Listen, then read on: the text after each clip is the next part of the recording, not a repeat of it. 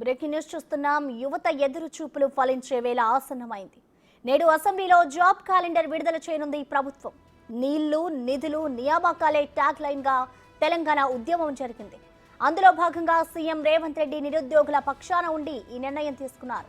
ఉద్యోగాల భర్తీ విషయంలో రేవంత్ సర్కార్ పారదర్శకత పాటిస్తుంది అని చెప్పడానికి ఇదే బెస్ట్ ఎగ్జాంపుల్. సీఎం రేవంత్ నిర్ణయంపై ఉద్యోగ అభ్యర్థులు హర్షం వ్యక్తం చేస్తున్నారు.